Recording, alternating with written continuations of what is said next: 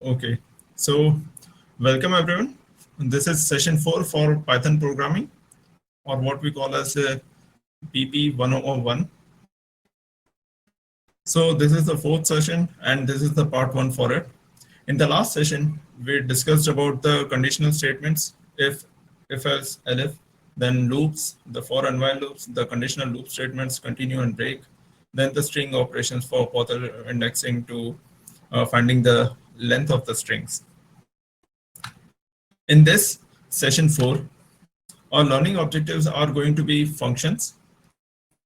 And what are functions? Discussing the built-in functions and user-defined functions. And then try except, which is a error handling method in Python. So let's get started for functions.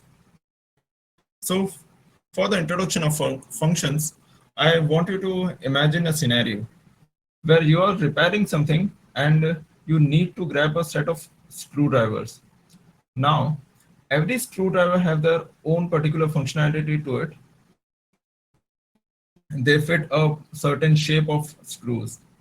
So when we need those tools, we grab them from our storeroom, and but after using a screwdriver, are we going to keep them away in a room and grab them again whenever we need it, or are we going to keep it where they are accessible to us until the work is finished? Of course, we are going to keep it in an accessible place, so we can use it whenever we want it, and or we can have them whenever we need them. So imagine that these screwdrivers are functions, and based on the shapes, and they have the different functionalities. So in programming, that is what functions do. They are a piece of code which have a specific use to it, or you can say they have a particular functionality to it. So once they are made or defined, they can be used or called whenever we need them. So regarding the functions, functions are reusable block of code to perform a particular action or operation while having a specific use in mind. Functions are of mainly two types: the built-in functions that we have already used till now, the print function, the type function, the length function, the help function, then the inputs, etc. Then comes the user-defined functions. User-defined functions in Python are a block of reusable code designed to perform a specific task or operation whenever we need them or whenever we call them. So first, let's look at the syntax of the function. We start with def keyword for defining a function, then function name, the parameter, the docstring, a block of code which is an actual code that the function performs, and the return value to the function. So let's see the part of the syntax one by one. The def keyword is used to define a function in Python. The function name is the name you give for a function. It can be descriptive and follow the naming conventions of Python identifiers. Then the parameters. Parameters are nothing but input values that the functions take in order to work on them, which are separated by commas. Then the colon to indicate the start of the function body. And then comes the docstring, which gives the description of what the function does, which is a string that provides documentation for the function. It should describe that the function does what the function does, what kind of parameters it takes, and what it returns. Then comes the block of code, which is the code that the function will execute. And then in the end, the return statement, or returning the value. This statement specifies the value that the function will return when it is called. When function doesn't need a return value, you can omit this statement. There are certain functions which only have a print statement or doesn't have a return statement or doesn't need a return statement. At that time, you don't need to return a value to the caller.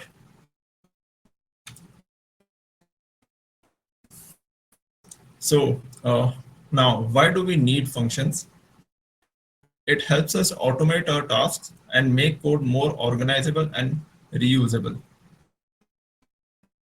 So in the example, you can see that there are 5 print statements. And if I want to make any change to the string, I have to make change in all 5 of them.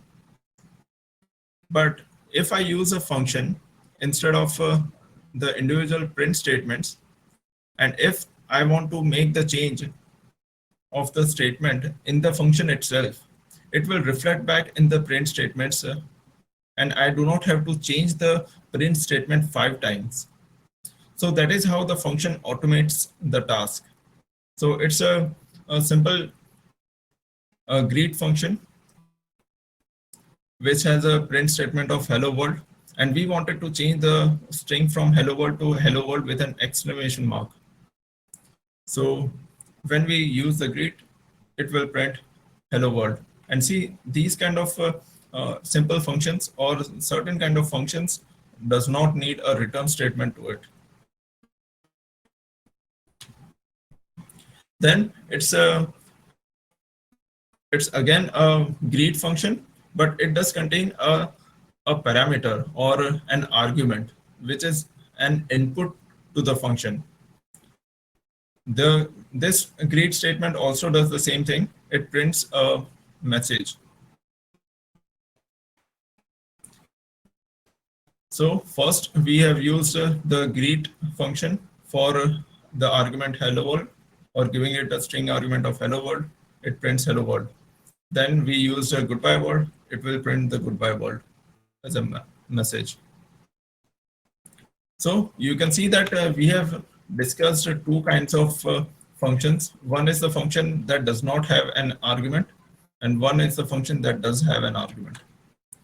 So first we'll discuss about the functions without arguments.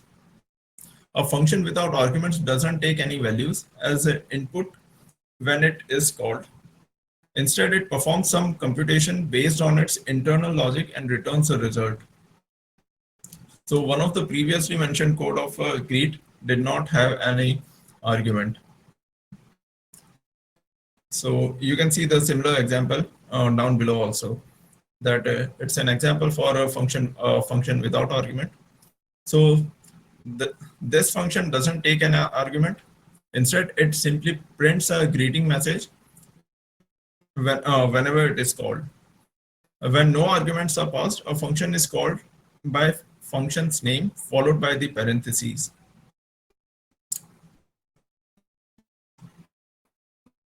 Then comes the function with arguments. A function with arguments take 1 or more values as inputs when it is called. So in the last one, you can see that we used a message as an input or an argument.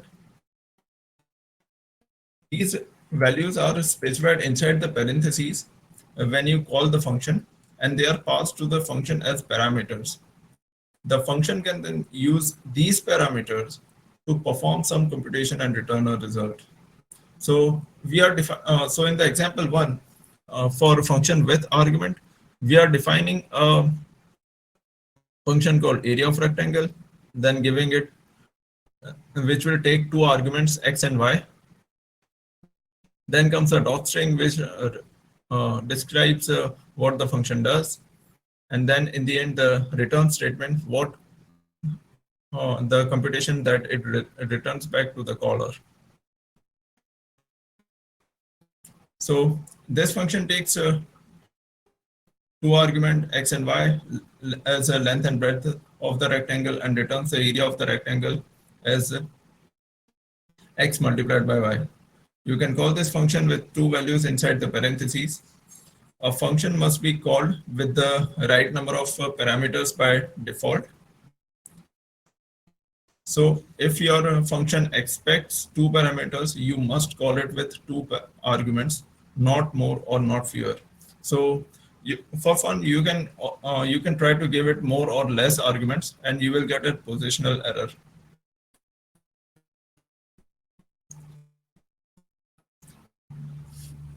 Then comes the example 2, which is again a greet function which takes a name as an input. So we print we print our message, and then it displays the name that is given to the greet function as an input. Here we have given J, and you can see that the output to is hello J.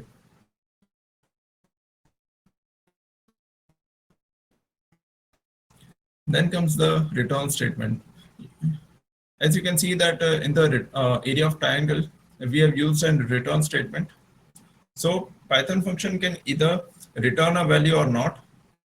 The return statement is used when we want our function to return a value to a function call. So this function takes two arguments, x and y, multiplies them together using the operator asterisk, and returns the result using the return statement. You can call this function and store its output in a variable like you have like an example you have seen, using the area of triangle function for the result, and saving the result the area of rectangle into result and printing the result.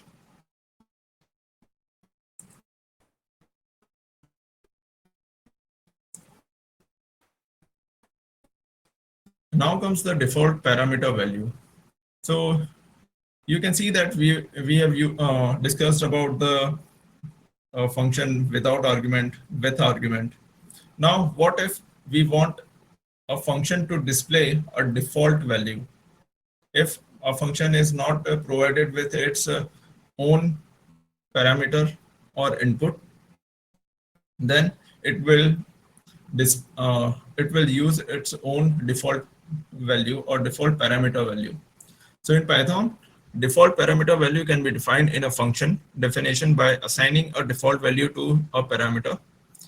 This default value will be used if the corresponding argument is not provided when the function is called. So we will use the greet function again. We'll give the we'll take which will take the arguments name and greeting, where greeting is the default parameter value for which is hello, and then it prints the message. When we call the greet method with name as Jay and a greeting as hi, it will print hi Jay. But if we do not provide anything for greeting and just use Jay, it will take hello Jay as an input or a default value. Now, using the default parameter values, whenever you use the default parameter values, make sure that whether you are using a mutable object within it or not, like lists or dictionaries, because any kind of change that might be present in the that might take place in the list or dictionary, those will be affected for all the calls that you will make. So in the end, what the note tells us about is that it should not be an unexpected behavior. Until and unless you don't intend it, try to be cautious of using the mutable objects like list or dictionary for default parameter values.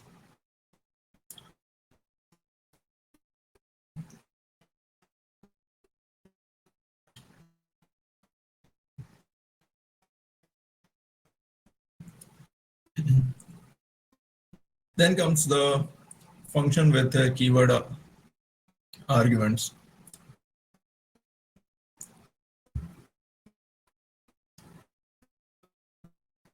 So in Python, keyword arguments allow you to pass arguments to a function using the name as the keyword. Now, keyword arguments are useful when you have a function that takes multiple arguments, some of which may have default values. So you can see that we have defined a function called print person, which takes a name, age, city, and country as a parameter or as arguments. And city and country, both of them have their own default values.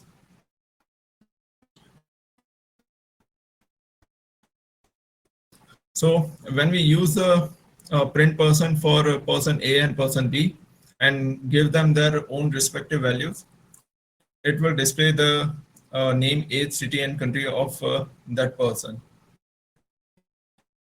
If, let's say, for B, you only provide the name and age and doesn't provide anything for city and just close the bracket, it will take the default value of unknown and USA for city and country respectively.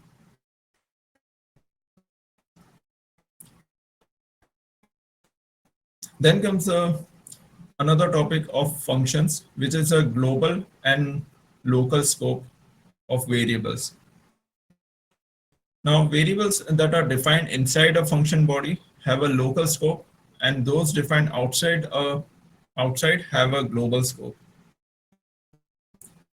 So this means that local variables can be accessed only inside the function in which they are declared, whereas global variables can be accessed throughout the program body by all the functions who need to use that variable.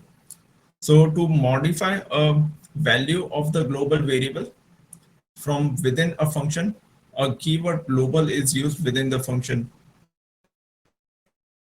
Now this global and local scope are used so that certain variables are not touched by any other functions in an unintended manner. So that is when if you want a certain variable to be used only within the function, then you define it within the function and not outside of it. So that so let's see the code below. For example 1, you can see that there is a global variable named which contains a string and the mighty global. Then comes a function called example, which takes a global variable as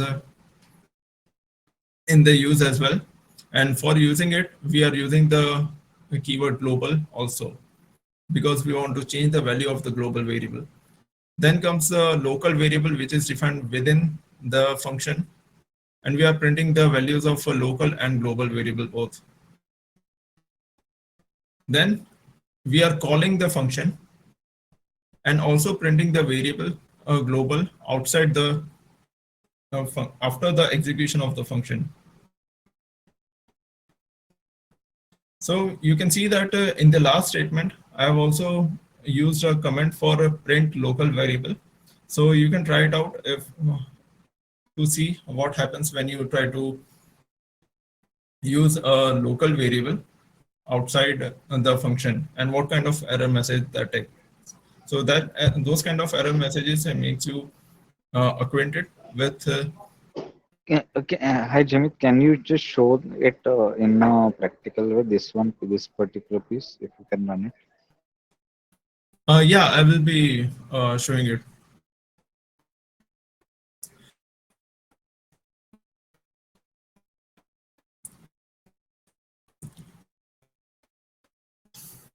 Now comes modifying the value of the global variable. So first we have defined a global variable and given it a value of 0. Then we are using the example function, incrementing the value of a global variable and printing the value of global variable.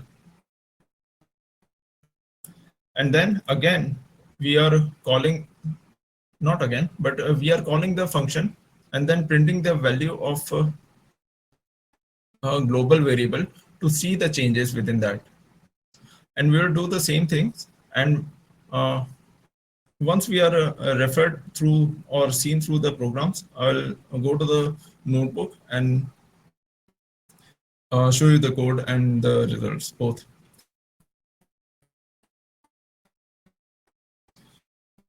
The the second one, the second example, the example two, it shows the modification of a global variable value. The third one, we'll see the difference of a global variable outside and inside the function and how it changes. So it makes things clearer for the values. So it's the same thing. Global variable is defined with the value of 0. Then using the function, using the global variable within the function, printing, uh, giving it a value of 20, incrementing the value, printing the value of the global variable. Then calling the function for the changes made to the global variable by the function and printing the value of the global variable.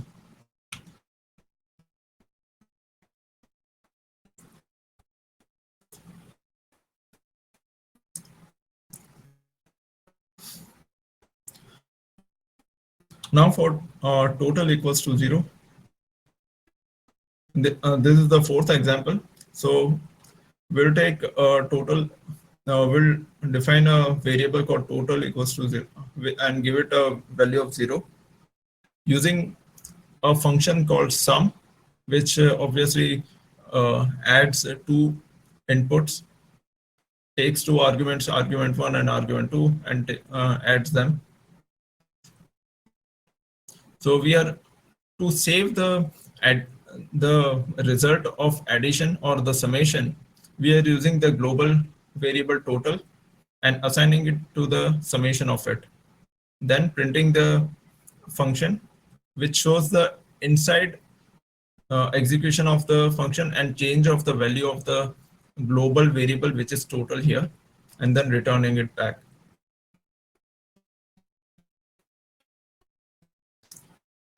Now, after that, we call the function with the values 10 and 20, which makes the sum 30, and having the total variable from within the function as 30. But we'll also see how the value of the global total is changed or not. So inside the function of a local total, the 30 from the inside and the function, and outside the function, the global total is also 30. So now we'll look at the code in order to get a more clearer idea from the beginning.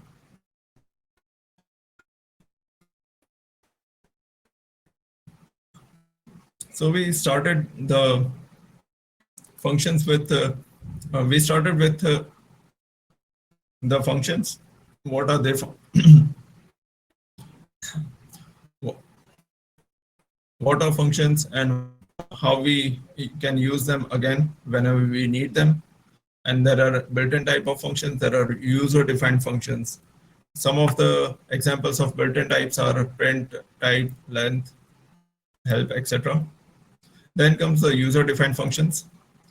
So we use the greet function just to print the message hello world.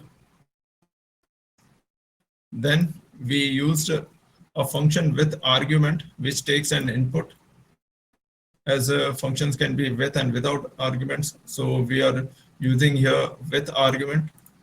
We are printing a message. So whenever we want to use a function which does not take any argument, we can simply use it like this with the end of, in the end, closing it with the parentheses.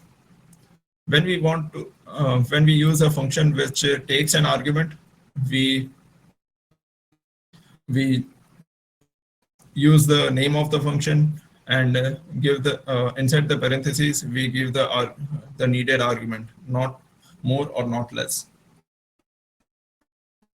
If it accepts 2, it accepts only 2. So for function with argument, we use the example of area of rectangle, which calculates the area of the rectangle, and when we run the cell, you can see that we are getting the answer of 30.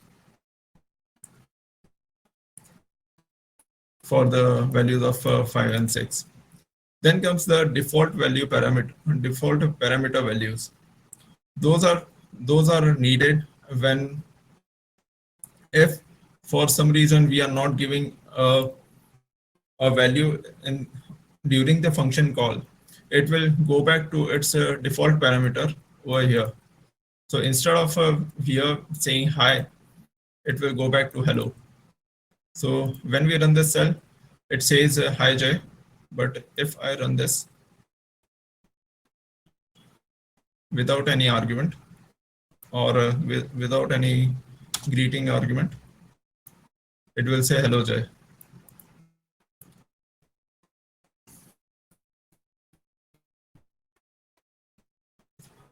Then comes the functions with keyword arguments.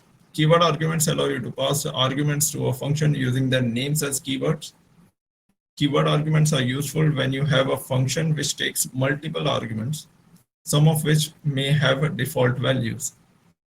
So as you remember, we used a print person, which prints the name, age, city, country of a person that we create. So we created using A and B and gave them the values of name J and John. Now, let's say we didn't give, in J's case, any value for city and country. So see here, it said city unknown, which is the default value of it, and country USA, which is the default value to it. But if I revert it back, it will again change for LA and USA. Then we discussed about the global and local scopes of the variables within the function and outside the function. So we have defined this global variable. I am the mighty global, which is a string contained by the global variable. And then a function called example, and then using the global variable, the local variable, and printing the local and the global variable, both of them. And that is the part of the function. So after that, discussing the function, we are calling the function and also printing the global variable, which is not the part of the print statement of the function. So the first one is the local variable, which is the print statement of this function's part. Then comes the I am the mighty global. Now this I am the mighty global is printed from within the function, because we have used the global variable over here. And then we are printing the global variable, which is not part of any, which is an independent print statement from outside this print statement. And you can also check for printing a local variable by uncommenting this line.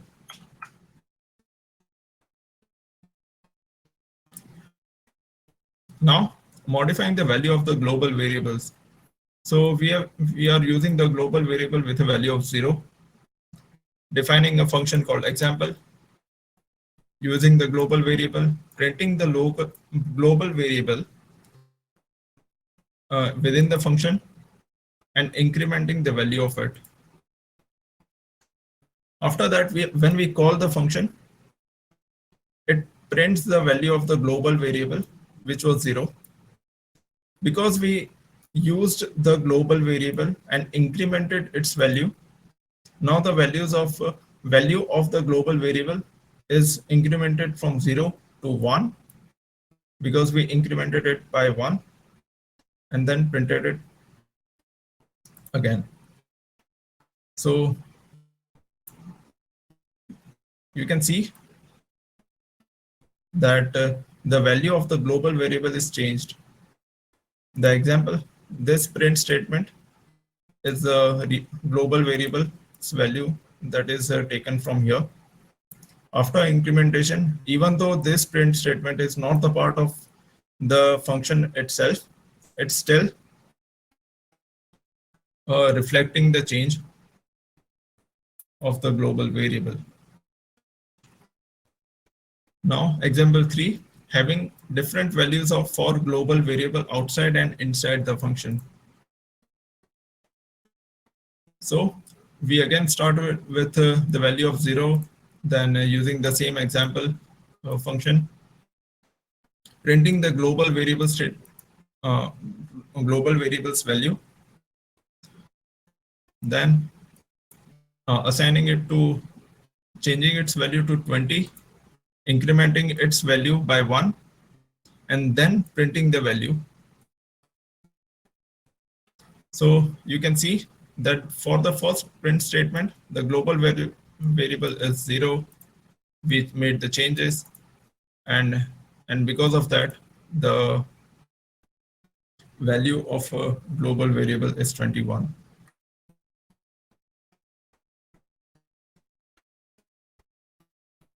Now the same kind of similar kind of example for total, which is a global variable over here. Another function which does a summation for two arguments it takes as an input, saving the summation with in the global variable and printing the value.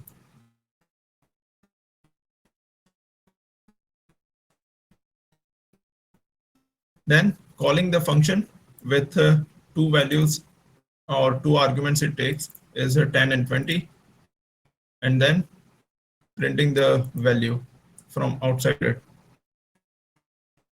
So you can see that from inside the function call, its value is 30, and from outside the function call is also its value 30.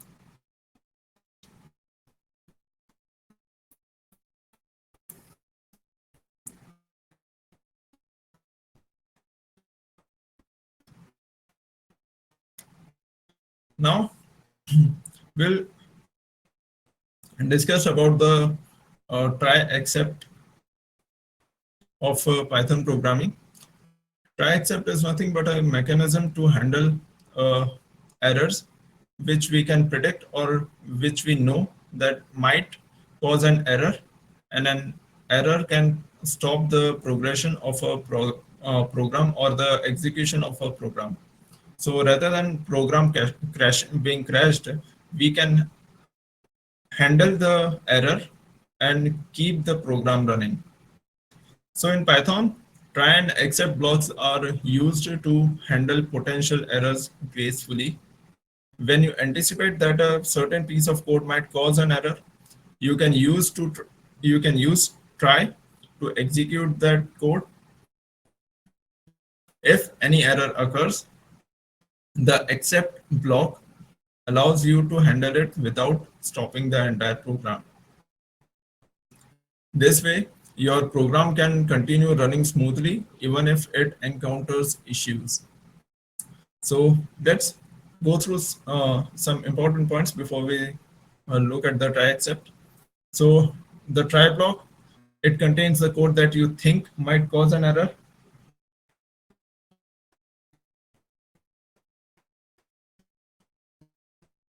Then comes the except block, which catches and handles the error if it occurs and preventing the program from crashing. Then comes the program continuation, which is not a separate block, but it's an important point that the try and except lets the program or keeps the program running. So the program continues to run. So it allows your program to keep on running even if an error happens in the try block. So some of the common exceptions types included are syntax error, using the syntax or having some typo in the syntax can cause the syntax error. Then comes the type error. Let's say you are using an addition in the string or mistyped something with an alphabet also. Then comes the name error. The value error, file not found error. File not found error basically means that you have used a file to read something through program, and the program was not able to find the file. Then comes the zero division error, which is if you try to divide any number with zero, this zero division error occurs. And these are uh, pre-built errors or exceptions that can be used. So these are some of the errors. So let's look at one of the most simple introductory program to know how the try except block works.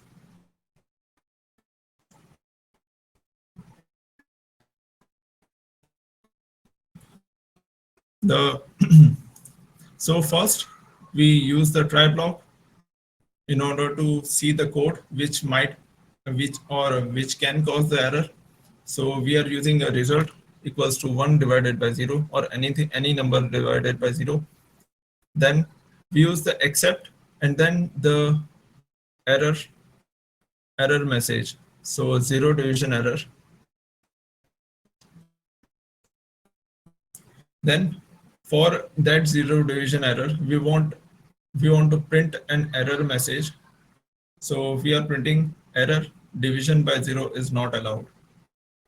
And then an else statement. An else statement occurs or runs when none of the exception or except block doesn't catch any error.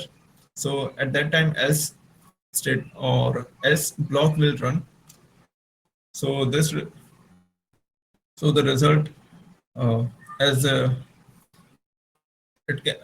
when else block will run, it means that there is nothing wrong with the division. So instead of result equals to 1 divided by 0, it can be 1 divided by 1 or 12 divided by 6 or something. So at that in such cases, else block will run, and the finally block will always run no matter what. So we print a certain kind of messages which shows us, like here we have used the execution completed.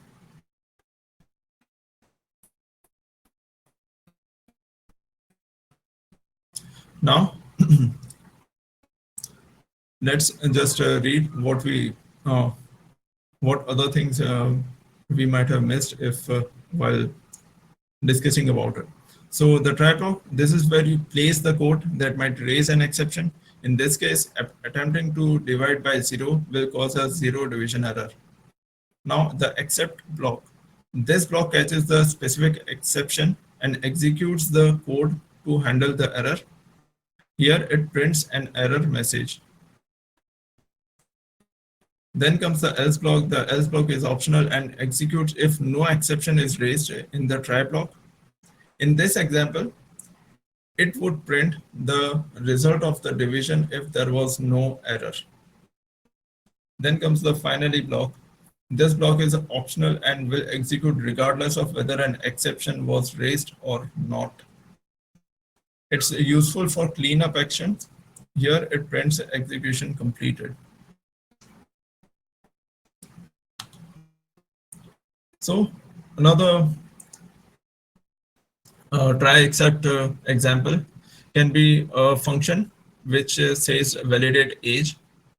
If age is smaller than 0, we'll use a keyword raise in order to raise a particular error. So we'll use the raise keyword, then the error, and then the message. So the raise keyword is used, the value error is used, and which gives the message that age cannot be negative, and return the age back. Now we'll try that. So we are using age equals to input, enter your age, and we are basically converting the input from the user into an integer. Validate using the validate age function for the age that is provided by the user, printing the age. If any error occurs, that error will be that error message will be shown. So accept value as e, and then printing the error for the value error. So accept a value error as e is nothing but using the whole value error as and assigning it to a variable. Here we have used a single character or single alphabet e. You can use it with a name or anything else, and you can try it with different variable names as well.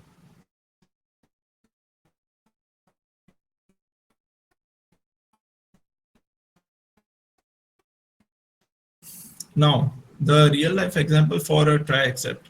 So imagine you have a program that reads data from a file. If the file wasn't created on the first place, or there's an issue opening the file, you want to handle that error or that situation gracefully instead of letting your program crash. So using the try and except blocks to handle the situations, we are using the try. So with open data.txt, data.txt is nothing but the name of the file, and we are opening the file in read mode as file. Then content equals to file read. We are printing that file read successfully, printing the content of the file. Then trying the except block for file not found error. Just in case if we have not found the file, it will raise this error. So when when the file is not found, it will print the error message that was given by us, which is the file was not found. File name of the file, which is here, is data.txt, was not found. And the input output error for the except block again, which handles other input output related errors for file read permission issues and etc.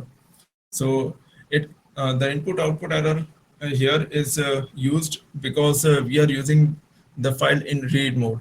Now there can be certain files that we are not allowed to read, and that is when the input output error can help us to catch the catch such errors of file permissions. And whenever such errors occur, we can display the error message there was an issue reading the file.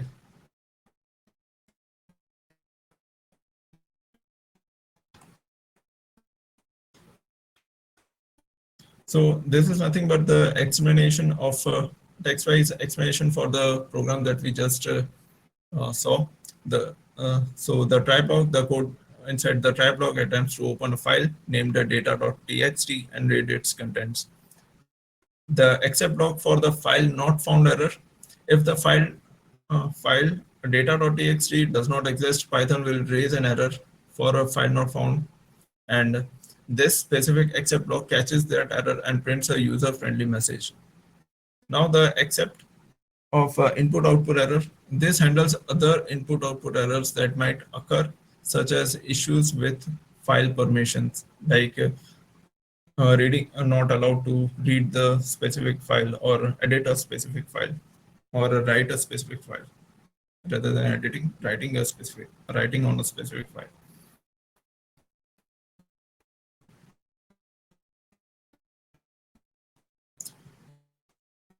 So let's look at the try except.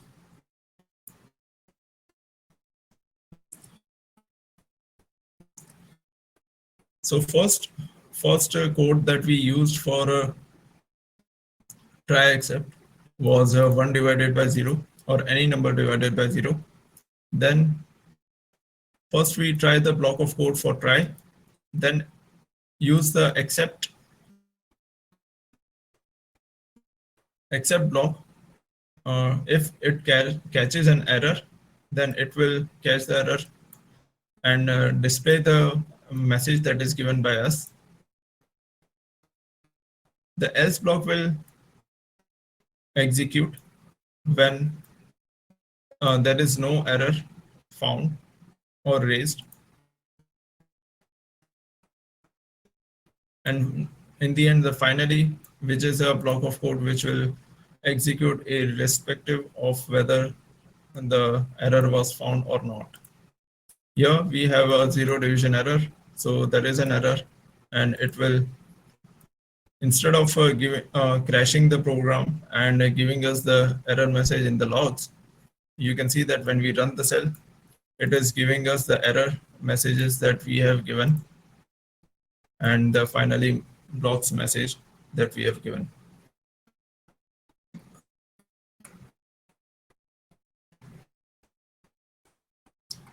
Then we used a function for validating the age, as age cannot be negative for anyone. So just in case if someone by mistake or knowingly uh, entered an age which was negative, then it will catch and display the message. So let's run this cell. So it asks enter your age. Let me put it 4. So it simply states the age that the user has provided. Now again, running the cell and giving it -9, and you can see that it shows the error that age cannot be negative.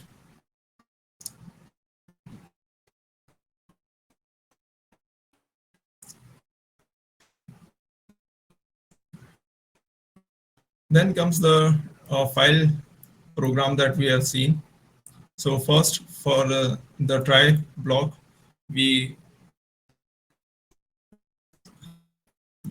we go we give the code which might cause an error. So we are using the with open data, which is data.txt is the file name, and opening it read mode, then printing the reading of file successfully as well as the content of the file. But if an exception occurs, it will raise the file not found error and print this message. And same for input output errors. If there are no reading permissions, and then it will print this message. And as there is no file named data.txt, when we run this file, we get the error. The file data.txt was not found because there is no file named after uh, no file, no such file exists.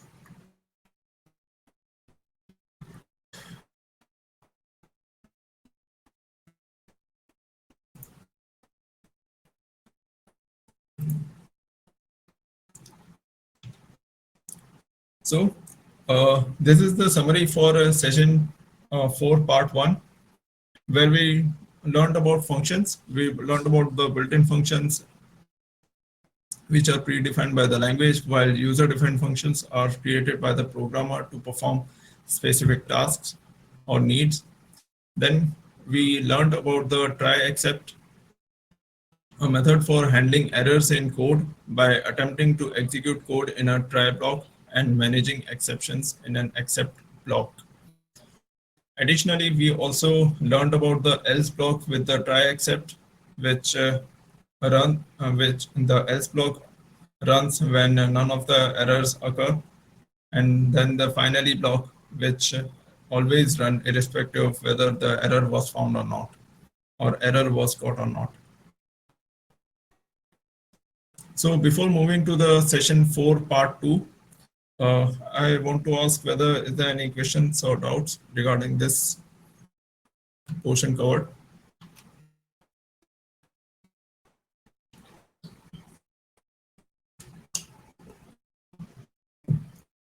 Nirmit, Saurabh, is there anything?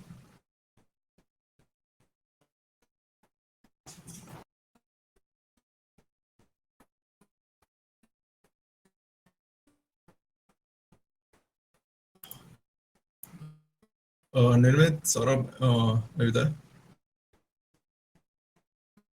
Am I audible, sir? Yeah, you are Hello. audible. Yes. No, there are no doubts. Okay.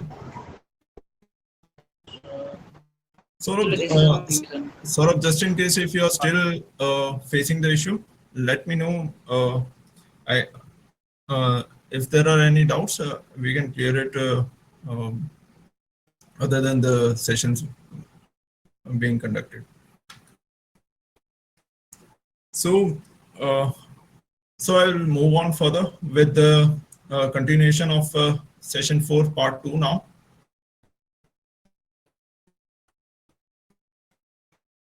So, we just finished the previous session with which was session 4 part 1, which explained which or discussed functions and try except in Python. Now we'll start with the object oriented programming in Python. So this is session 4 part 2 for it. So the learning objective for this session will be introduction to the object oriented programming. What are classes, objects, encapsulation, inheritance, polymorphism, and abstraction.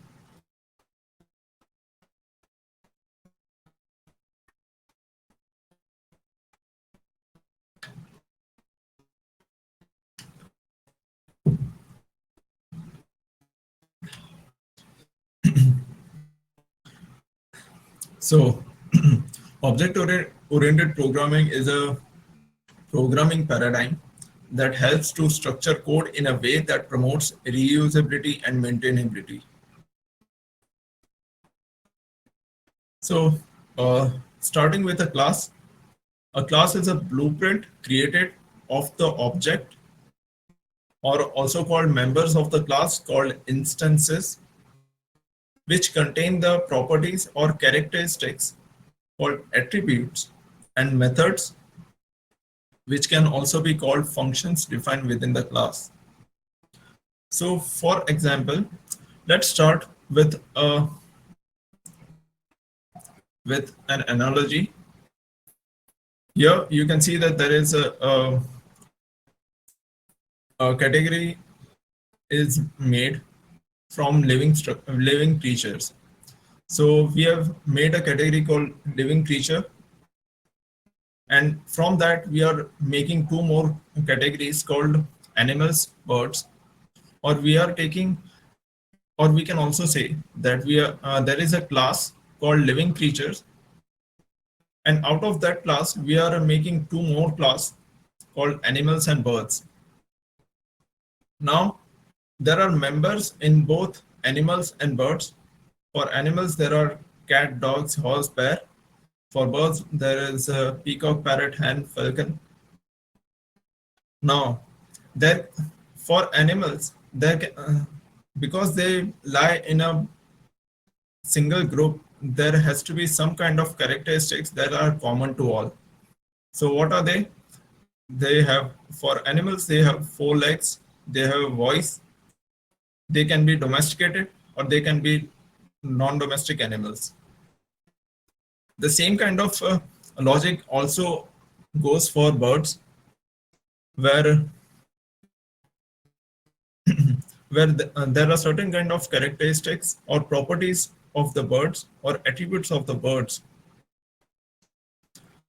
that are common from them. So what are they? They lay eggs, they have a color, they fly, they can be farm they can be birds which belong to a farmland, or or are raised in a farm, or can be wild birds. So what we call living creature is called a base class. Why? Because out of that, on that we are making other classes. So we made from living creatures, we made animals and birds, which is called derived class. So living creature becomes a base class. The animals and birds, they become the derived classes because we have derived it from living creatures. which is the base class. Now the members or the objects of the single class, here we have uh, made our cats, dogs, horse and bear for animals, and peacock, parrot, hen, falcon for birds. And the attributes, as also mentioned before, four legs, voice, domestic, non-domestic, and for birds, lays eggs, color, fly, farm, wild, etc. Now, given the context, let's discuss the categories one by one. So first is living creatures, which is the base class, which has the attribute of name and age, which can have the attribute of name and age. So all of them will have a name, whether it's a bird or whether it's an animal. Then all of them can have then their own average age. Irrespective of the class, these are the things that will have them, right? So, and then because they are living creatures, they will have a eating cycle and or eating habits, or they will eat in a way, and they will have a sleep too. So these are the things that are common in the living creatures. And because they are common in the living creatures, when we derive something from the base class to the derived class, these methods and attributes are derived in them also. So living creatures, when animals is derived from the living creatures, such attributes and methods will be part of the animals as well. Same goes for birds as well, that when we derive birds from living creatures, the attributes and the methods will be part of them as well. Then comes the animals. Now, animal and birds are the two categories, different categories that we have created from the living creatures. So for animals, they will have their own attributes and methods. So animals have the attributes of four legs, they have their own voice, they can, whether they can be domesticated or they non-domestic. The methods can be, they have a particular sound, or when we use a make sound method, they make a particular sound, they hunt when we ask them to hunt, or use a hunt method on them, or grooming, which stimulates the animal grooming itself. Now, as we are discussing animal attributes, we'll continue with that. So, first we'll start with cat and dog. Both of them have four legs. They have voice. For the value of voice for cat and dog are different, as they are the members and they have their own different values or attributes. And those attributes have their own values. They both can be domesticated, and here we will say that they are not non-domestic. Then comes the sound. When we use the make sound method, it says it it uses the voice of that particular animal. Then comes the hunt. It stimulates the cat's hunting behavior, like catching a mouse. Then the grooming behavior stimulates the cat cleaning itself. The same goes for dog as well.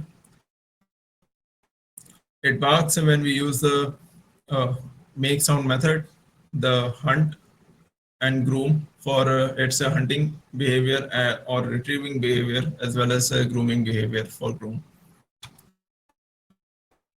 Similar is the information regarding the horse and bear as well. Four legs, voice, domestic and non-domestic.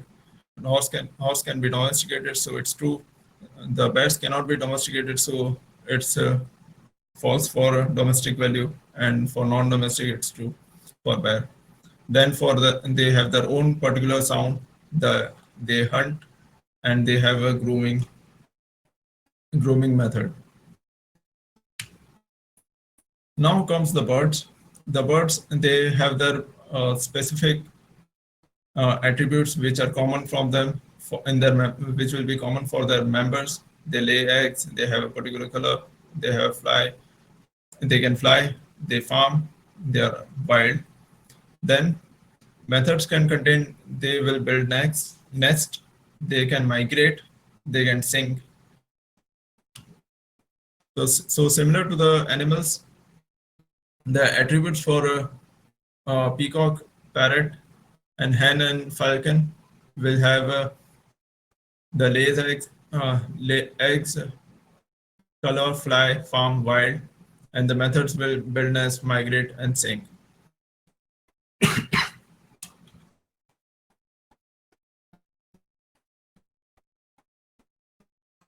So I hope you get the point of classes. They're objects being created or the classes being derived from another class, and a class having particular objects and having their particular, and those particular objects or members of the class will have their own attributes and methods. So in this image you can see that there is a class. Within that there is a member dog. The dog has a name, it has an attribute which are height, weight, and food. The methods, what does the dog do? It can run, it can play, it can eat. The another example is a class called car. A car can have its own attributes. It takes fuel, it has a maximum speed. The methods can refueling or get fuel, then set speed, get speed, and driving. So attributes are properties and methods are more of what the action do they do or how they behave. So this can be a difference between the attributes and methods.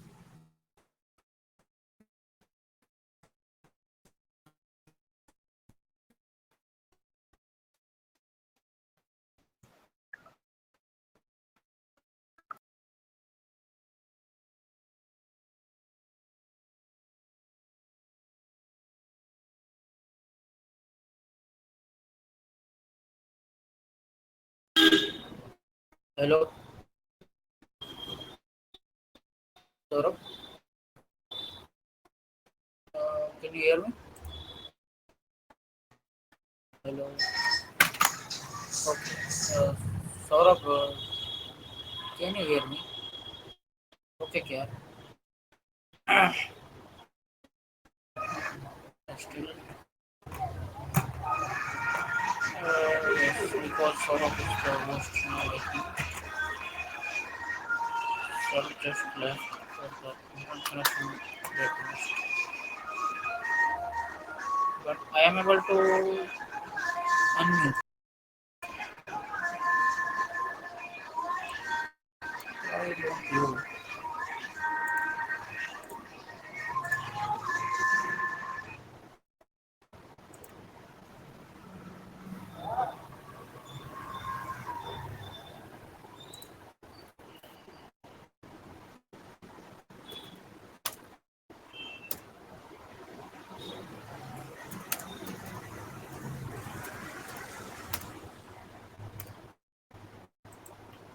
Actually, sir has a technical issue,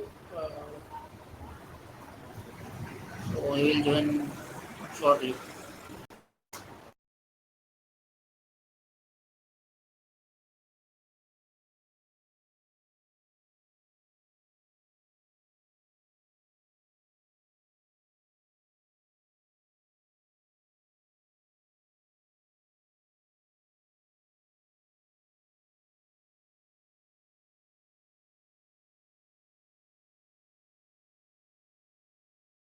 Hello, Nirmit. Are you able to hear me? I have accidentally done something that ended the call from my end. My Nirmit, are you there? Yes, sir. No issues. Oh, okay. Sorry for that. Okay. Yes. So I will continue the explanation as it's only the end of this session. Okay.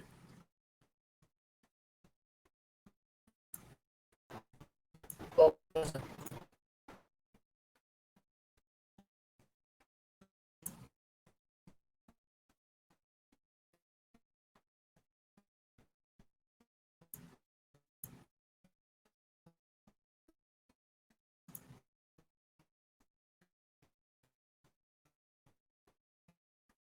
I hope you are able to see the screen. Yes, sir. Yes. Okay. Thank you. So, uh, liv- so we were discussing about the living creatures as an analogy for the base class. Then we derived two classes, animals and birds, and then we created objects for animals and birds, both of them, and then we gave them attributes. And we also discussed about the methods that these members can have for both animals as well as the birds. So this serves as an introduction to the object-oriented programming and some of the concepts that are used in the object-oriented programming. So first we saw as the classes and objects. So classes are blueprints for creating objects or instances. Then objects are instances of classes and contain data and methods. Then comes the encapsulation. So encapsulation involves bundling attributes with methods that operate on the data. It also includes the concept of access modifiers, which is public, private, and protected. So for encapsulation, certain parts which shouldn't interact with other parts of the program are kept hidden or away and accessed specially. That is what encapsulation does. Then comes the inheritance. You can see that for living creatures, it inherited name, average age, and stuff. So that is what inheritance is. Inheritance allows a class to inherit properties and methods from another class, promoting code reuse. Then comes the polymorphism. Polymorphism allows methods to do different things based on the object it is acting upon, often using method overriding and overloading.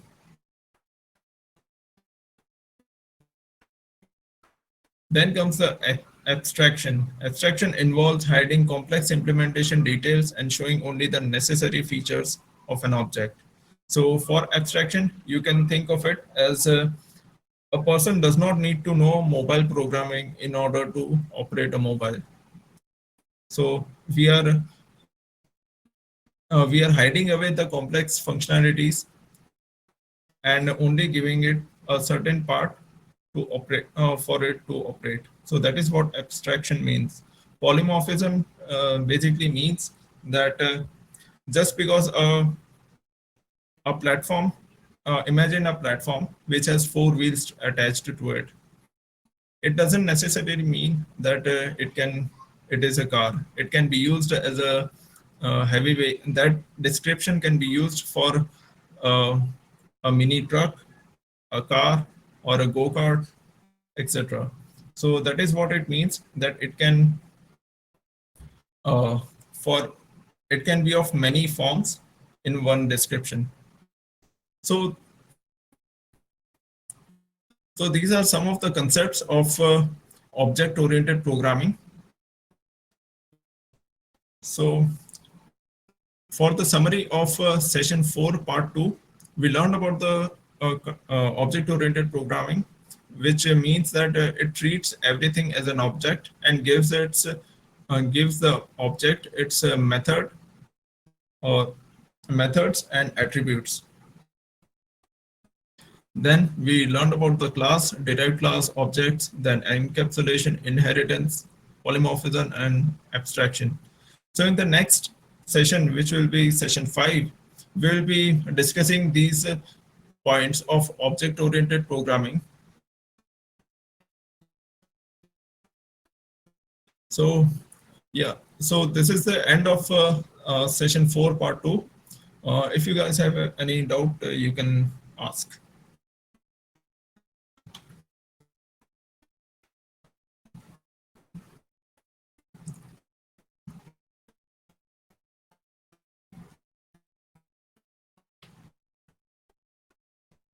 So is there anyone who need? Nirmit, do you have a? No doubts, sir. Okay. I think KR had a problem for Yeah, I'm reading meeting the with chat himself. myself. So I don't know why it's there. Okay, let me just end the recording. So this session 4 part 2 served as an introduction for the object oriented programming and its different concepts. In the next session we'll be discussing those concepts. So thank you, and I'll be ending the recording right now.